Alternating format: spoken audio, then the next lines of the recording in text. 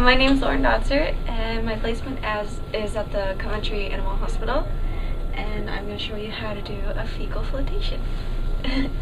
Okay, so for starters, you have to get your gloves and your stick ready, and the tube. Usually you write the animal's name on it, but since I'm not going to do that,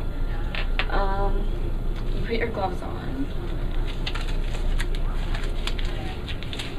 The gloves are for the zinc sulfate solution, and you shouldn't really get that on your hands, and plus the fecal sample, you don't want that on your hands. So open up this.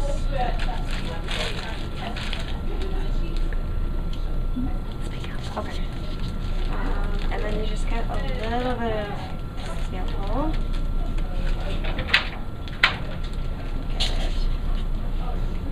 And just put a little bit in the bottom. And then you take a little bit of the zinc sulfate solution. Just put in enough to mix it up and get it all mixed up.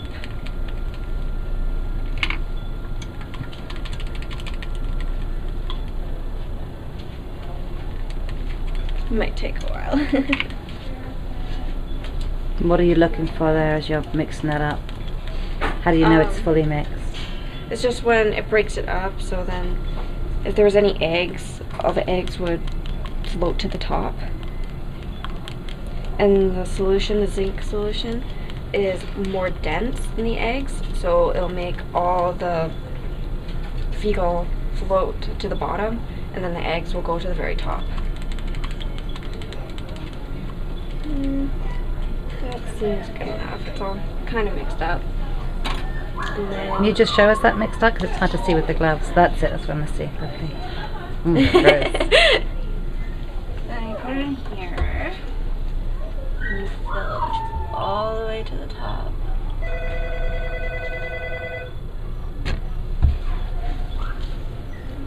It's all nice and mixed up. Then you put the cap on.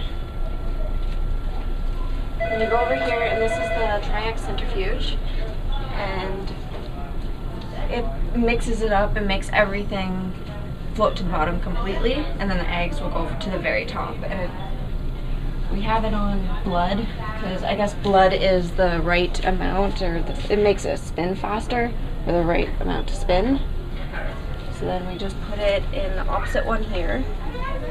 And you put it in the opposite one because if you put it in the same spot, it would go towards the heavy one, so you have to make it balance, otherwise it would break and be like a washing machine. Was there any training you needed before you used this machine?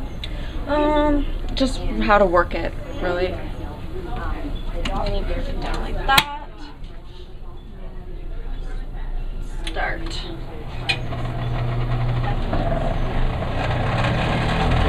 How long do you leave that in there for? 5 minutes. It's really, really loud. And then when I'm done, I usually put this in the sink. And then you have to take the gloves off.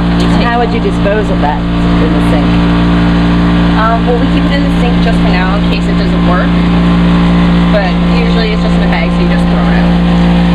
And I just go over here, throw this in the garbage. Do you want to leave it for the full 5 minutes, or do you want to stop it and explain what happens next? I'm not exactly sure how to stop it. Okay, so just explain to us what happens next. Okay, so when it's all done, I put it back here, and then I take off the lid, and then I take more of the solution and I fill it up so there's just a little bubble on the top, and then I go over here and get one of these slides. And then you take one and you put it on top, so then all the eggs that were on top are now on the slide. And then you wait 5 minutes just to make sure all the eggs are attached. And then when that's done, you would put it onto another slide, or yeah, I'm pretty sure you put it onto another slide. I don't really do that much, it's more the technician's job. Right. And then you would look into the microscope and see if you can find any of these eggs.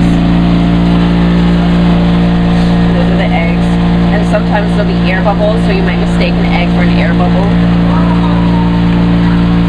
And then what does that tell us if you can see those eggs?